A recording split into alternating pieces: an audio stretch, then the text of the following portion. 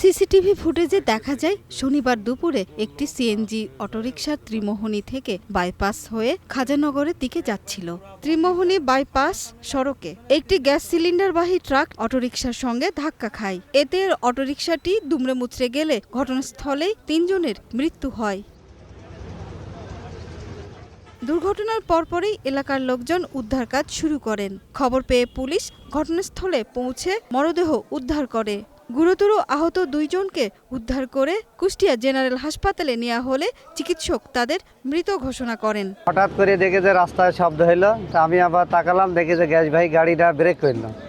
Break করার পরেই আপনার সিএনজিটা এসে গ্যাসবাহী গাড়িকে ধাক্কা দিয়ে দিল, ওরা উল্টা পড়ে গেল। তাই না বাইর খেললাম 2 জনকে, পরে আবার লোকজন আসলো, এসে ওরাও লাগলো, লাগে আরো 3 জনকে বাইর করলাম। ওদিক থেকে একটা গাড়ি আসছিল, আবার ওই গাড়িটাকে ওভারটেক করছিল এই গাড়িটা, এই সিএনজি আলা। মহিলা 2টা মারা গেছে।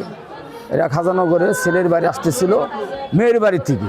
কুষ্টিয়া হাইওয়ে থানা পুলিশ জানায় দুর্ঘটনা কবলিত যানবাহন দুটি জব্দ করা হয়েছে, তবে ট্রাক চালক পালিয়ে গেছে। আমরা ওখানে যে দেখি 3টা স্পট ডেড আছে আর 2 জনকে হসপিটাল নিয়ে আসে। তো ওটা আমরা তাৎক্ষণিক উদ্ধার করে এখন হসপিটালে আনছি। এর ভিতরে 2 জন মহিলা 1 জন পুরুষ।